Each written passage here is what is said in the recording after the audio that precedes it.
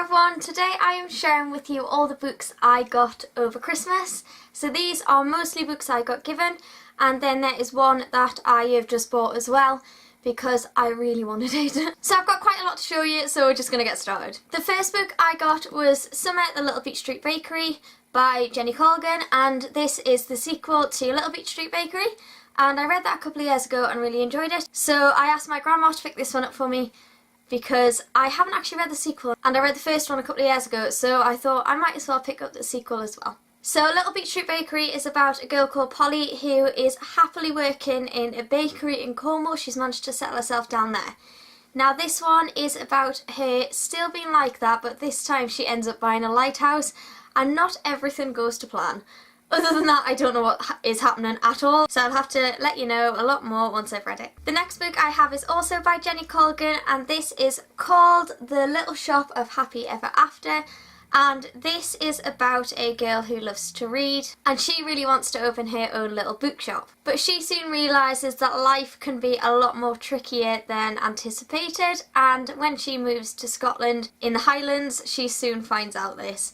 Again, that is all I know, so I will have to let you know a lot more once I've read it. The next books I have is actually a duology, and that is the If I Stay duology. So you've got If I Stay and Where She Went, and these are by Gail Foreman, and I have heard quite a lot of good things about these, but then I've heard a few not so good things, so they are quite mixed reviews, but I want to make my own decision about these, so that is what I'm going to do, hopefully soon. I'm not entirely sure when I'm going to read these yet, but I don't think it'll be too long, as I am kind of in the mood for this kind of read. I'm just going to read the synopsis of If I Stay to you because I'm not entirely sure what these are about, but they sound quite good from the synopsis anyway. So it says, life can change in an instant. A cold February morning, a snowy road, and suddenly all of Maya's choices are gone, except one. As alone as she'll ever be, Maya must make the most difficult choice of all.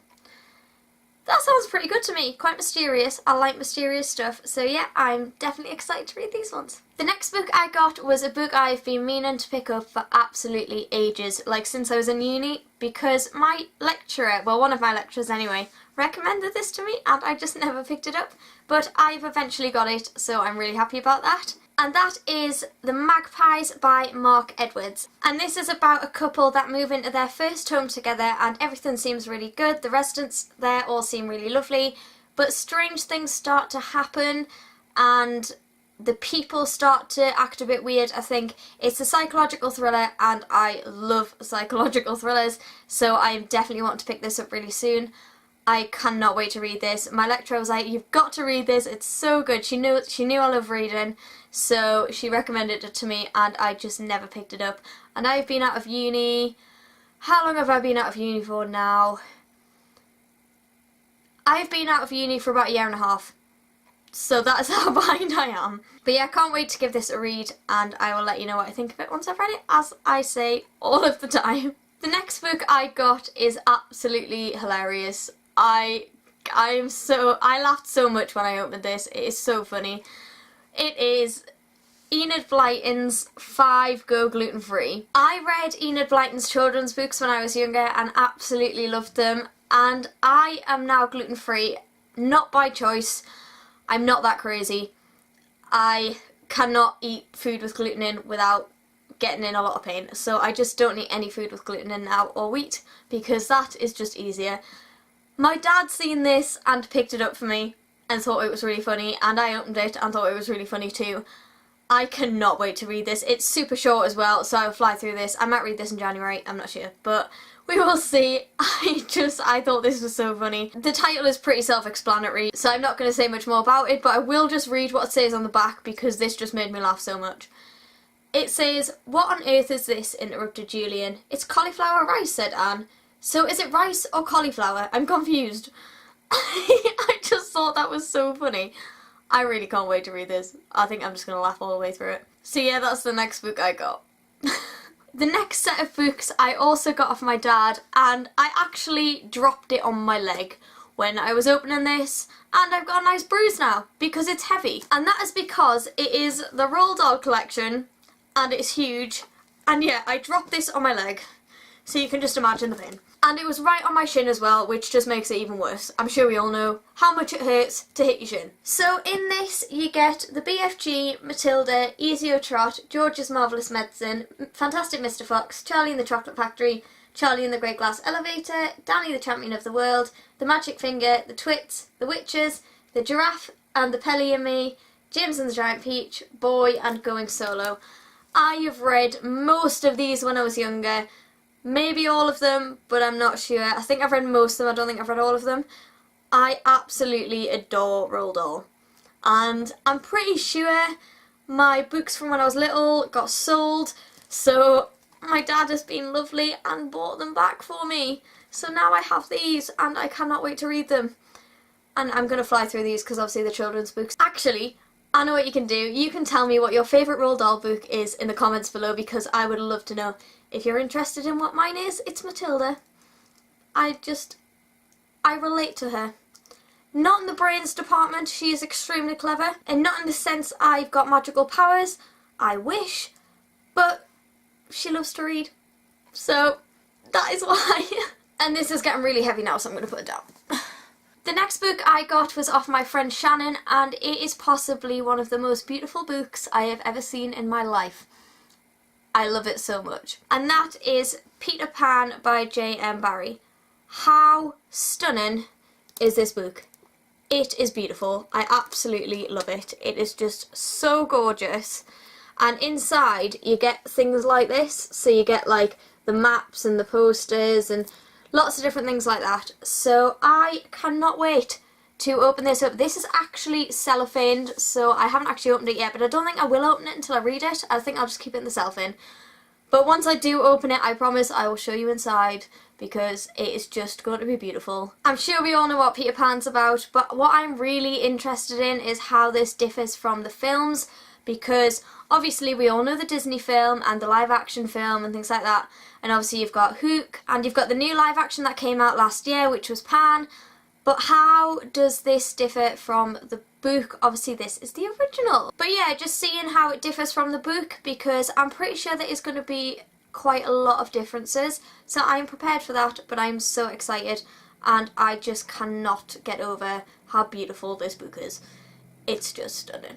The next book I have is Harry Potter, The Creature Vault. Why have I left all of the heavy books until the end? My arms are starting to tire. This is of course about all of the creatures in the Harry Potter series, which is just awesome. I absolutely love the creatures, so I'm really excited to read about this. It also includes concept illustrations, behind the scenes photography, like all the filmmaking secrets in the Warner Brothers studios, things like that. I am really excited to read this. I mean, we all know how much I love Harry Potter.